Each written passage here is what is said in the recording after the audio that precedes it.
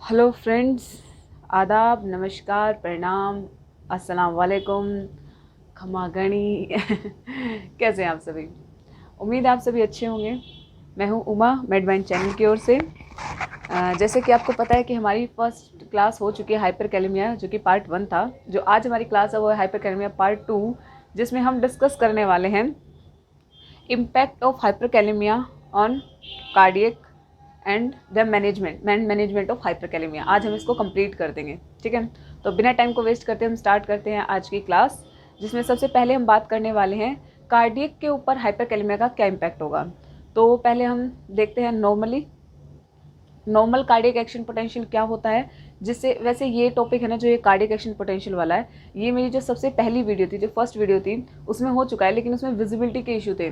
तो इसलिए अगर आपको डिटेल में पढ़ना है तो मैं कहूँगी आप एक बार जाके, मैं उसका लिंक डिस्क्रिप्शन में डाल दूँगी, आप वो उसको देखना। अदरवाइज़ यहाँ पर भी मैं इसको कवर कर दूँगी, ठीक है। तो हम स्टार्ट करते हैं सबसे पहले कार्डियक एक्शन पोटेंशियल से, यानी नॉर्मली कैसे होता है कार्डियक एक्शन पोटेंशियल। फिर हम देखेंगे हाइपरकैलेमिया में वो कैसे चेंज हो जाता है। सो बिना टाइम को वेस्ट करते हैं स्टार्ट। तो देखिए, ये जो भी आपको स्क्रीन पे दिखाई दे रही है, मैं भी आपको बता रही हूँ कार्डियक एक्शन पोटेंशियल क्या होता है, ठीक है। अब आप समझ जाओगे धीरे धीरे। ये सबसे पहले ये जो है, ये एक सेल है जो क्या है, मायोकार्डियल सेल है, जिस पे हम सब चीज़ों को दिखाएंगे। अब ये जो मायोकार्डियल सेल है, नॉर्मली क्या होती है, मायोकार्डियल सेल्स नॉन स्टिमुलेटिंग, जब ये स्टिमुलेट नहीं है, और वी कैन से अभी जो सेल है वो क्या है, रेस्ट पर है। जब ये सेल रेस्ट पर होती है तो इसका जो पोटेंशियल होता है इसके इनर सेल मेम्ब्रेन का, वो क्या होता है, रेस्टिंग मेम्ब्रेन पोटेंशियल। उस पोटेंशियल को क्या बोलते हैं, रेस्टिंग मेम्ब्रेन पोटेंशियल। तो यहाँ पर क्या होगा, ये -90 मिली वोल्ट क्या है, जो -90 मिली वोल्ट क्या हो, इसका रेस्टिंग मेम्ब्रेन पोटेंशियल है, RMP, ठीक है। क्या है, RMP, जिसको क्या बोलते हैं, रेस्टिंग। यानी अभी कुछ भी ये क्या बोलते हैं, रेस्टिंग फेज में। अभी जो ये मायोकार्डियल की जो सेल है किस फेज में, रेस्ट फरमा रही है, ठीक है। तो क्या ये इसका रेस्टिंग मेम्ब्रेन पोटेंशियल है, ठीक है। अब ये क्या है, यहाँ पर आपके जो सेल है वो क्या है, रेस्टिंग फेज में है। उसके बाद क्या होता है, उसके बाद देखो, फिर यहाँ पर क्या होती है, सेल के अंदर क्या होती है, कैटाइनिक स्टिमुलेशन होती है। यानी कुछ कैटाइन आते हैं जो इसको क्या कर देते हैं, इस सेल को स्टिमुलेट कर देते हैं, जिसकी वजह से अब जो ये हमारी जो सेल जो रेस्टिंग फेज में थी, वो कहाँ हो जाएगी, वो थोड़ी क्या हो जाएगी, एक्टिवेट हो जाएगी, स्टिमुलेट हो जाएगी। स्टिमुलेट होकर क्या हो जाती है, ये क्या हो जाती है, स्टिमुलेट हो जाती है। यहाँ पर था, ये क्या हो गई, स्टिमुलेट हो गई हमारी सेल, क्या होगी, स्टिमुलेट हो गई। और जैसे ये स्टिमुलेट होती है, स्टिमुलेट होकर ये कहाँ पर पहुँचती है, ये स्टिमुलेट होने के बाद यानी जो अब ये नेगेटिविटी थी वो कम हो जाएगी। क्यों, क्योंकि पॉजिटिव चार्ज अंदर आ गए हैं। ये क्या है, कैटाइनिक स्टिमुलेशन है। क्या है, कैटाइनिक स्टिमुलेशन, ठीक है। इस कैटाइनिक स्टिमुलेशन की वजह से अब जो ये नेगेटिवली चार्ज आपकी जो मेम्ब्रेन थी, मायोकार्डियल सेल थी, वो क्या होगी, कम नेगेटिव हो जाएगी, क्योंकि अंदर क्या हो गया, पॉजिटिव चार्ज आ गए हैं, ठीक है। पॉजिटिव चार्ज आने की वजह से ये जो सेल जो नेगेटिव थी, -90 मिलीवोल्ट तक नेगेटिव थी, वो क्या हो जाएगी, कम नेगेटिव हो जाएगी। वो उस फेज को बोलते हैं थ्रेशोल्ड पोटेंशियल। क्या बोलते हैं, थ्रेशोल्ड पोटेंशियल। ये वो पोटेंशियल है, थ्रेशोल्ड पोटेंशियल है। इसकी क्या होती है, वोल्टेज -70 मिली वोल्ट, ठीक है।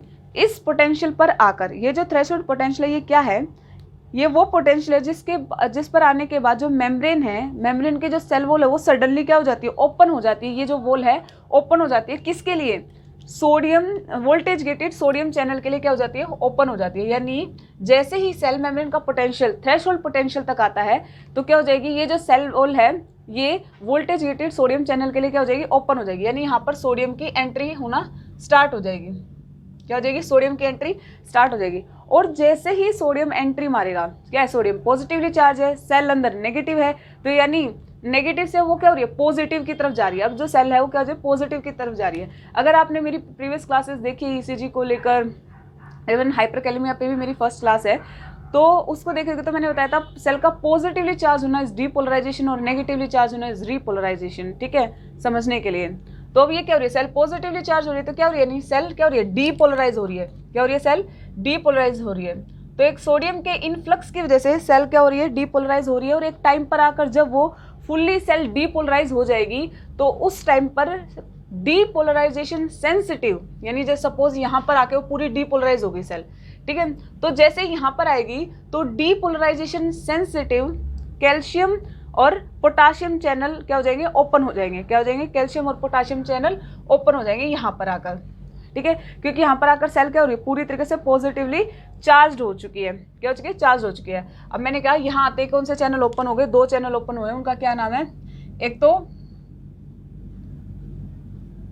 कैल्शियम है और दूसरा क्या है, दूसरे हैं आपके पोटाशियम। अब जैसे कि मैंने आपको फर्स्ट वीडियो में बताया था कि सेल के अंदर पोटाशियम बहुत ही रिच अमाउंट में होता है। 98% जो पोटाशियम है वो सेल के अंदर है और 2% क्या है, बाहर है, ठीक है। 98% यानी पोटाशियम इसके अंदर भर भर के है, ठीक है।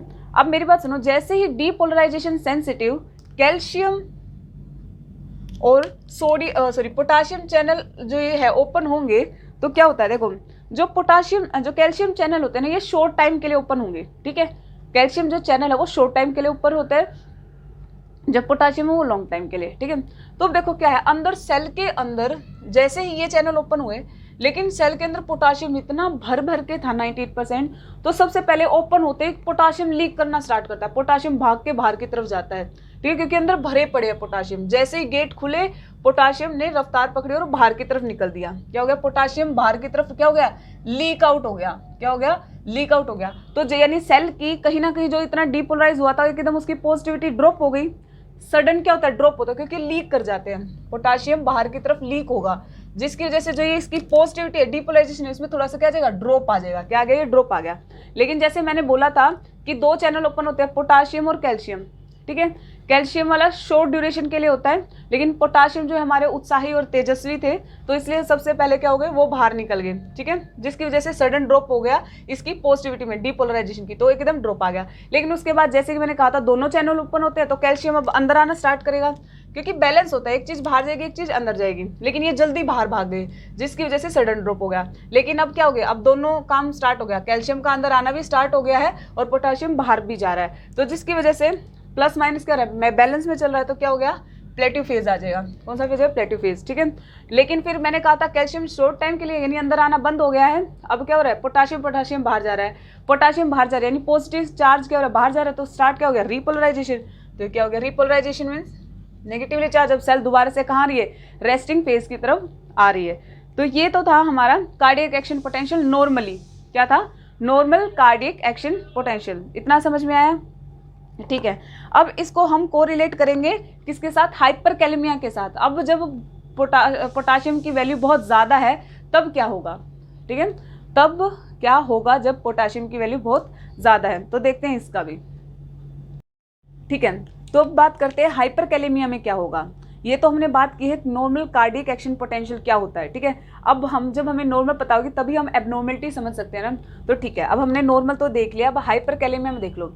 हाइपरकैलेमिया के अंदर क्या होता है, सेल के अंदर भी पोटाशियम का लेवल बहुत ज़्यादा होगा, वहीं ब्लड के अंदर भी क्या होगा, बाहर भी पोटाशियम ज़्यादा और अंदर भी पोटाशियम ज़्यादा है, ठीक है। और ऑलरेडी सेल के अंदर तो पोटाशियम ज़्यादा होता ही है, लेकिन उसके कंपेरेटिवली अब क्या होगा, ज़्यादा हो जाएगा, ठीक है। तो अब देखो समझते क्या है। तो अब मुझे ये बताओ, अगर सेल के अंदर पहले से ज़्यादा पोटाशियम है तो क्या उसका रेस्टिंग मेम्ब्रेन पोटेंशियल इतना नेगेटिव होगा? नहीं जी, बिल्कुल नहीं होगा, क्योंकि प्लस चार्ज अब पहले से ज़्यादा है, तो कहीं ना कहीं वो थ्रेशोल्ड पोटेंशियल के आसपास होगा। यानी मैं अगर बोलूँ तो कहीं ना कहीं मैं कह लूँ जो 90 था वो कहीं ना कहीं अब 80 मिलीवोल्ट होगा। क्या होगा, 80 मिलीवोल्ट होगा। रेस्टिंग मेम्ब्रेन पोटेंशियल जो कभी ज़्यादा नेगेटिव था यानी -90 मिलीवोल्ट था, अब वो कहीं ना कहीं -80 पहुँच गया है। क्यों? क्योंकि पोटाशियम का वैल्यू अंदर ज़्यादा होगा, हाइपरकैलेमिया हो रखा है, ठीक है। तो अब हाइपरकैलेमिया को -80 मिलीवोल्ट तक पहुँच गया, तो फिर उस वैसे ही वही कैटायनिक स्टिमुलेशन होगी, थ्रेशोल्ड पोटेंशियल तक वो जल्दी पहुँच जाएगा। फिर थ्रेशोल्ड पोटेंशियल तक पहुँचने के बाद जो बात थी यहाँ स्टार्ट होती है, मैंने कहा था थ्रेशोल्ड पोटेंशियल वो पोटेंशियल है जिसके बाद जिस पर पहुँचते ही sodium voltage gated sodium channel open हो जाते हैं। तो मेरी बात यहाँ पे सुनो, ये जो एक घर है, इस घर के अंदर ऑलरेडी बहुत सारे मेहमान हैं, ठीक है, पहले से ज़्यादा मेहमान हैं, क्या वो और उनका वेलकम करेंगे? यानी सोचो यहाँ पे ऑलरेडी बहुत पॉजिटिव चार्ज है, क्या है, पॉजिटिव चार्ज ऑलरेडी बहुत ज़्यादा है, ठीक है। तो क्या वो अच्छे से वेलकम करेगा और सोडियम चैनल का? नहीं, वो आए तो गए, लेकिन वो क्या होगा, अब टाइम लगेगा। क्या होगा, अब जो ये चीज़ थी, ये देखो, अब ये जो मैं क्या बोल रही हूँ, इसको मैं डीपोलराइजेशन बताती थी। मैंने क्या बताया था, ये सोडियम जब अंदर का जो है वो पॉजिटिवली चार्ज जब होता है, यानी ये -80 था, फिर -70, तो वो क्या हो रहा है, धीरे धीरे अंदर बुला रहा है, वो इतनी स्पीडली नहीं ले रहा, जिस स्पीड से पहले वो ले रहा था सोडियम चैनल को एंट्री दे रहा था, अब वो उतनी खुश होकर नहीं करेगा, वो बिल्कुल टाइम लेगा। अब क्या लेगा, टाइम लेगा। टाइम लेगा तो ये क्या होगा, यानी पहले जो चीज़ ऐसे जाती थी, देखो इस ग्राफ के अंदर ये वाली तो टाइम को डिनोट करती है और ये एम्पलीट्यूड को, ठीक है। तो अब वो क्या ले रहा है, टाइम लेगा। सोडियम को इतनी इजीली, यानी प्लस चार्ज को इतनी इजीली वेलकम नहीं कर रहा है, क्यों, क्योंकि ऑलरेडी बहुत भर भर के प्लस चार्ज है, ठीक है। तो ये क्या हो रहा है, टाइम ले रहा है। डीपोलराइजेशन, ये टाइम लेने का मतलब क्या है, ये क्या दिखाती है, डीपोलराइजेशन दिखाती है, यानी सेल का नेगेटिव से पॉजिटिव डीप चार्ज होना, तो वो टाइम ले रहा है, ठीक है। उसके बाद वही सेम होगा, फिर जैसे डीपोलराइज हो जाएगी, टाइम लेते लेते, उसने जितना टाइम लेती थी नॉर्मली उससे ज़्यादा टाइम लेते वो डीपोलराइज हो गई, ठीक है। तो जैसे ही डीपोलराइज होगी तो डीपोलराइजेशन सेंसिटिव कैल्शियम और पोटाशियम चैनल वैसे ही ओपन होंगे, वैसे ही पोटाशियम भाग के बाहर की तरफ जाएगा, सडन ड्रॉप होगा, ठीक है। फिर वही प्लेटो फेज होगा। लेकिन अब जो खास बात है वो क्या होगी, जो डीपोलराइजेशन तो बहुत टाइम ले रहा था, लेकिन रीपोलराइजेशन इतना फास्ट होता है ना, पोटाशियम तो बाहर भागने के लिए तैयार है, क्यों, क्योंकि अंदर बहुत ज़्यादा रुका, तो इसमें क्या होता है, सडन ड्रॉप, क्या होता है, सडन ड्रॉप, ठीक है, पोटाशियम भाग के बाहर, ठीक है। तो यानी हाइपरकैलेमिया के अंदर अगर मैं बताऊं तो भी जो आपने देखा है डीपोलराइजेशन, तो क्या हो रहा है, डीपोलराइजेशन तो डिले हो रहा है, डीपोलराइजेशन में तो क्या हो रहा है, डिले हो रहा है, वो टाइम ले रहा है। डीपोलराइजेशन क्या ले रहा है, टाइम ले रहा है। रीपोलराइजेशन वही क्या हो रहा है, फास्ट हो रहा है। रीपोलराइजेशन क्या हो रहा है, वही फास्ट हो रहा है, रीपोलराइजेशन फास्ट है, ठीक है। ये हो गया। अब हम इसको ईसीजी से कनेक्ट करते हैं, ठीक है। ये जो बात मैंने जो दो बात बताई अभी तक, डीपोलराइजेशन डिले हो रहा है और रीपोलराइजेशन फास्ट हो रहा है, ठीक है। और ये ग्राफ, तो अभी हम इसको इंटरप्रिटेट करते हैं कि जो हमने बताया है उसका ईसीजी पे क्या इम्पैक्ट पड़ेगा, ठीक है। चलिए अब देखते हैं इसका हमारे ईसीजी पर क्या इम्पैक्ट होगा हाइपरकैलेमिया का। देखो ये हमारी ईसीजी है जिसके अंदर पी वेव है, क्यूआरएस कॉम्प्लेक्स है और टी वेव है, ठीक है, इतना पता है। अब मैं ये मानकर चलती हूँ कि आपको ये भी पता होगा, क्योंकि मेरी ही क्लासेस में मैंने पहले डिस्कस कर चुकी हूँ, ठीक है, बहुत अच्छे से। ईसीजी पे तो मैंने इतनी लेंदी वीडियो बनाई है ना, वहाँ जाकर देखिएगा। देखो पी वेव है, किसको इंडिकेट करती है, पी वेव इंडिकेट करती है एट्रियल डीपोलराइजेशन को।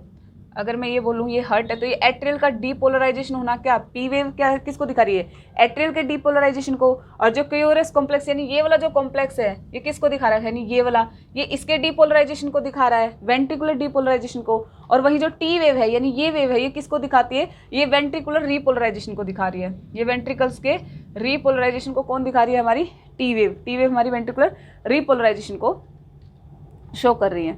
इतना समझ में आया सभी को, ठीक है। अब देखते हैं। अब देखो मैंने अब दो बातें बताई आपको सिर्फ, कि डीपोलराइजेशन स्लो हो रहा है, टाइम टेकिंग है, रीपोलराइजेशन फास्ट हो रहा है, बस इसको यहीं अप्लाई कर दो।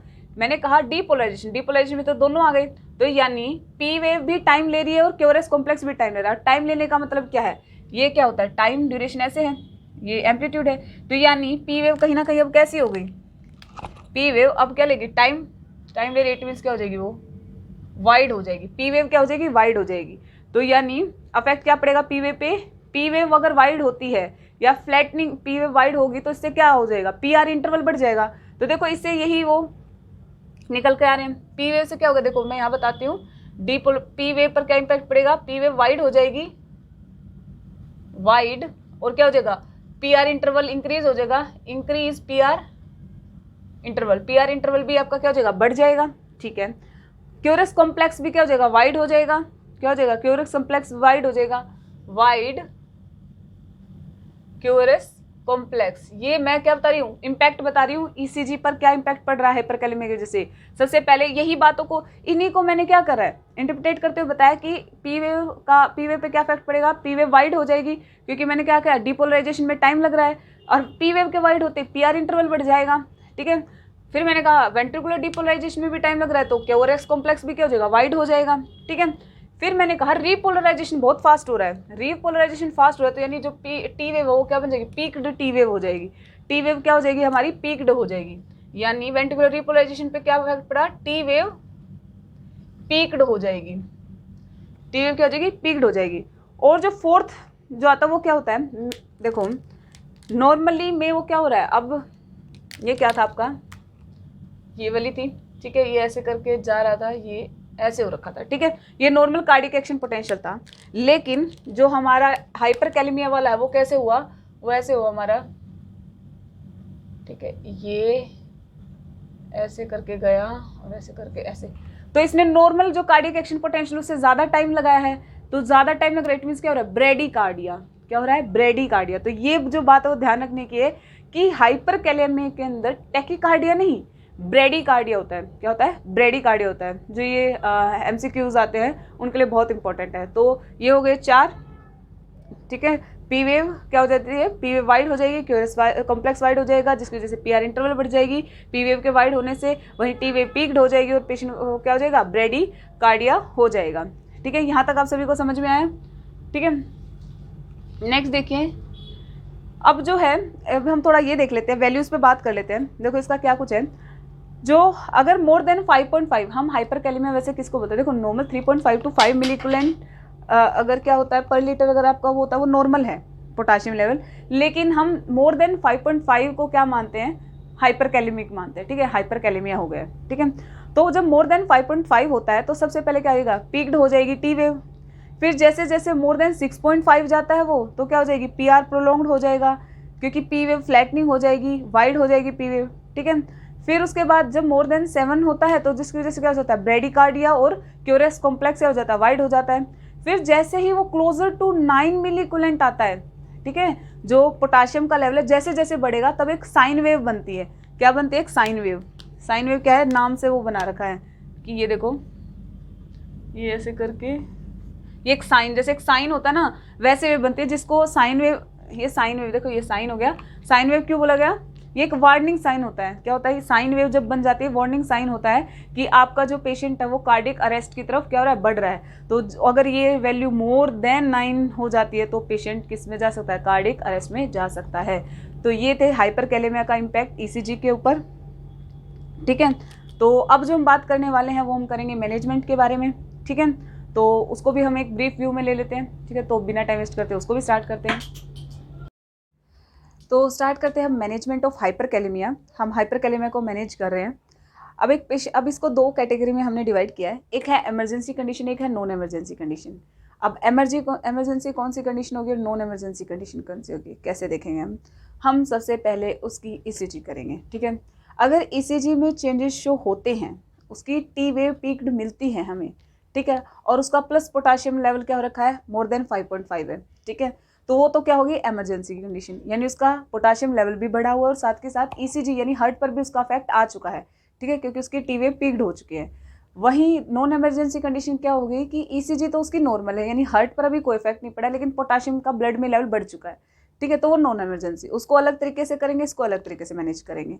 तो जब कंडीशन ये हो, हम इमरजेंसी से कंडीशन स्टार्ट करते हैं। सपोज कंडीशन क्या है, ये वाली कंडीशन है, ईसीजी में भी चेंज आ चुके हैं और उसकी पोटाशियम लेवल भी बढ़ा हुआ है। तो सबसे पहला जो हमारा काम होगा वो होगा हार्ट को स्टेबलाइज करना। क्या होगा, सबसे पहला जो काम होगा हमारा होगा स्टेबलाइज हार्ट, हार्ट स्टेबलाइज। अब हार्ट को कैसे स्टेबलाइज करेंगे हम, इसके लिए हम उसको देंगे आईवी कैल्शियम ग्लूकोनेट। क्या देंगे, आईवी कैल्शियम ग्लूकोनेट। अब ये क्या करेगा, इसका पोटाशियम पे कोई इफेक्ट नहीं है कि ये पोटाशियम को कुछ नहीं वो करेगा, ना पोटाशियम के लेवल को कम करेगा ना ज़्यादा करेगा, ये कुछ नहीं कर रहा, ये सिर्फ हार्ट को स्टेबलाइज कर रहा है, ठीक है।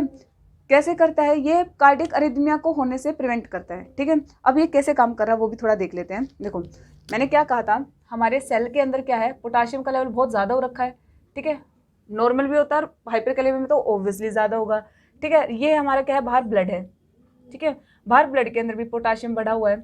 तो ये क्या करता है, जो कैल्शियम ग्लूकोनेट, अब मैंने क्या कर दिया, आईवी डाल दिया, तो क्या हो गया, ब्लड के अंदर क्या आ गया, कैल्शियम आ गया है, क्या आ गया, ब्लड के अंदर कैल्शियम आ गया, जिसकी वजह से अगर कैल्शियम ज़्यादा है तो क्या ये पोटाशियम इतनी जल्दी बाहर भाग के आएगा, क्योंकि इसने मेम्ब्रेन को स्टेबल कर दिया है, मेम्ब्रेन को स्टेबलाइज कर दिया है। कैसे, देखो अगर ये नहीं होता तो पोटाशियम बाहर लीक कर रहा होता, किससे, सेल से पोटाशियम का हो रहा है, बाहर लीक कर रहा होता, ठीक है। लेकिन यहाँ पे हमने अगर जब कैल्शियम बॉडी के अंदर हम ले आए हैं तो क्या होगा, वो लीक नहीं करेगा। ये एक सेल की, हमारे बॉडी के अंदर कितनी सेल्स हैं, हर किसी में अगर पोटाशियम को ऐसे रोका जाएगा और कैल्शियम बाहर होगा तो क्या हो जाएगा, हार्ट के अंदर मतलब जो पोटाशियम का जो हार्ट पर इफेक्ट पड़ रहा था वो पड़ना बंद हो जाएगा, ठीक है।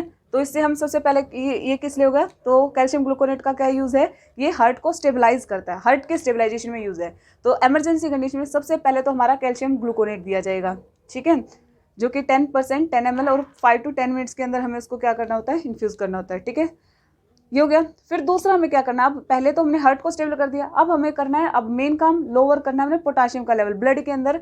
अब जो पोटाशियम बढ़ा हुआ है हम उसको क्या करना है, लोअर करना है। सबसे पहले तो ये हो गया। अब सेकंड देखो यहाँ पर मैं यहाँ बता रही हूँ, सेकंड क्या है, फर्स्ट में तो हार्ट को स्टेबल कर दिया, सेकंड क्या करेंगे, हम करेंगे लोअर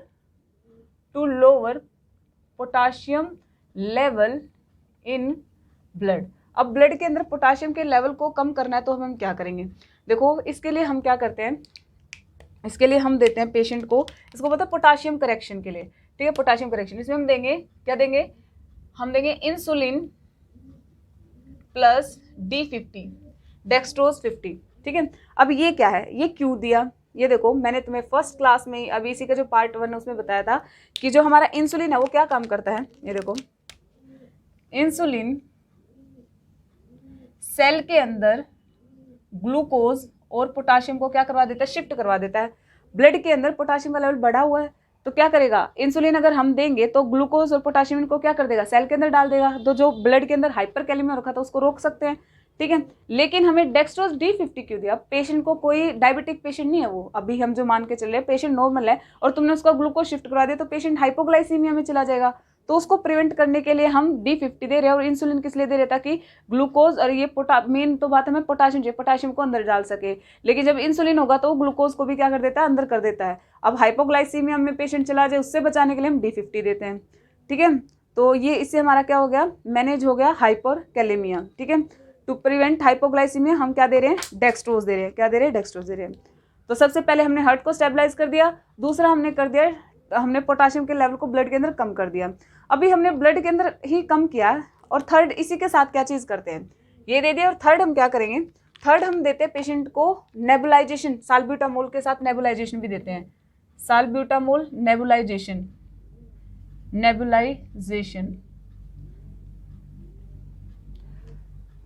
अभी कोविड आईसीयू रिसेंटली जब थर्ड वेव जब आई थी, तब कोविड आईसीयू में जब हमने ड्यूटी की थी तो सबसे ज़्यादा कॉमनली पोटाशियम करेक्शन इतना चल रहा था कि हर पेशेंट को कैल्शियम ग्लूकोनेट साथ के साथ इंसुलिन D50 और साल्ब्यूटामोल के साथ उसकी क्या कर रही थी, नेबुलाइजेशन देना। अब साल्ब्यूटामोल नेबुलाइजेशन ये क्या करती है, जो ये है ये बीटा एगोनिस्ट है, जो क्या करते हैं, ये भी इंट्रासेलुलर क्या करवा देते हैं, पोटाशियम को शिफ्ट करवा देते हैं। ये भी पोटाशियम को, ये जो तीनों चीज़, ये जो दोनों चीज़ हैं, ये वाली, ये इंसुलिन प्लस D50 और जो ये वाला है नेबुलाइजेशन, ये क्या करती है, सेल के अंदर जो हमारा सेल है उसके अंदर पोटाशियम को क्या करवा रहे हैं, शिफ्ट करवा रहे हैं, ठीक है।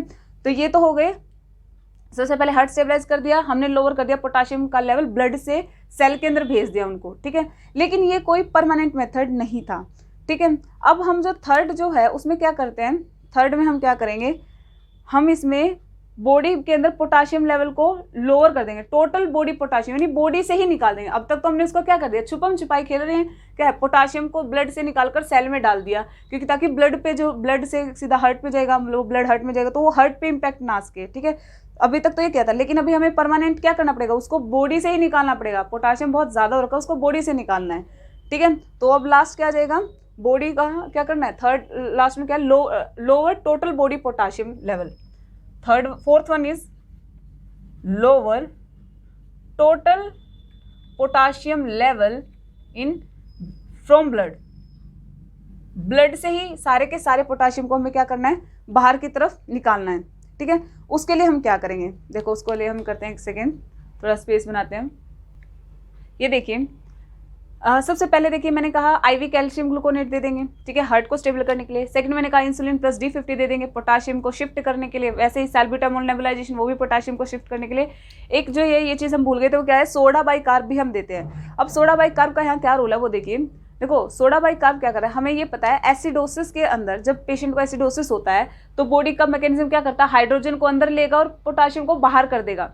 क्या कर देता है, पोटाशियम को बाहर। मैंने कोज में भी आपको बताया था एसिडोसिस की वजह से क्या होता है, हाइपरकैलेमिया होता है। तो एसिडोसिस हो रखा है जिसकी वजह से पोटाशियम बाहर जाएगा, जिसकी वजह से हाइपरकैलेमिया है। तो इनडायरेक्टली अगर मैं सोडा बाइकार्ब दूंगी यानी जो एसिडोसिस है उसको ट्रीट कर दूंगी तो वो जो ये पोटाशियम बाहर जो जा रहा था सेल से वो रुक जाएगा, ठीक है। तो ये भी हम देते हैं। तो डिपेंड ना पेशेंट की EBG करवाते हैं, पता चलता है कि एसिडोसिस है तब हम, ठीक है।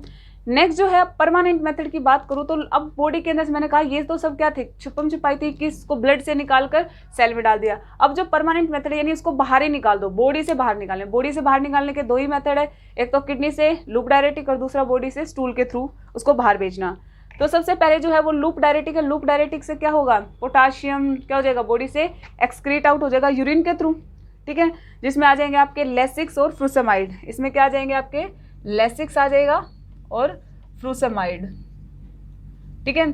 सेकंड वन इज कैक्सलेट और पॉलीस्टाइरीन सल्फोनेट और के बाइंडर शैशे के नाम से भी आते हैं ये वाले। ये क्या करते हैं, ये बाइंड करते हैं पोटाशियम के साथ और एक्सक्रीट कर देते हैं बॉडी के को स्टूल के थ्रू, ठीक है। तो ये था इसका इमरजेंसी मैनेजमेंट। अब जो नॉन इमरजेंसी मैनेजमेंट है उसके अंदर क्या होता है, नहीं इमरजेंसी नहीं है तो इमरजेंसी ये जो चीज़ें थी ना, ये IV calcium gluconate, insulin D50, salbutamol nebulisation, ये सब चीज़ें क्या थी, ये इमरजेंसी। एक्टिवली जब हमें वो करना हो, एक्यूट अगर हाइपरकैलेमिया की कंडीशन है उसको प्रिवेंट करना है, इमरजेंसी की कंडीशन, तब हम ये चीज़ फॉलो करते हैं। अदरवाइज नॉन इमरजेंसी यानी ECG पे इफेक्ट नहीं पड़ा है लेकिन बॉडी के अंदर पोटाशियम बढ़ चुका है, तो हम जो वो इसके अंदर जो मैनेजमेंट होगा, जो ये 5th वाला है ना, lower total body potassium level, वो हम नॉन इमरजेंसी वाली कंडीशन में अप्लाई करते हैं। लूप डायरेटिक्स देंगे और उसको के बाइंडर शैशे देंगे जिससे स्टूल के थ्रू बाहर निकल जाएगा और ये यूरिन के थ्रू पोटाशियम को क्या कर देगा, बाहर का रास्ता दिखा देगा। तो ये था हमारा मैनेजमेंट ऑफ हाइपरकैलेमिया। इसी के साथ हमारा जो आज का टॉपिक है वो होता है कंप्लीट। मिलेंगे नेक्स्ट वीडियो में एक नए टॉपिक के साथ, तब तक के लिए अपना ध्यान रखें, ठीक है, और अलविदा नहीं, बाय बाय। मिलेंगे अगले वीडियो में।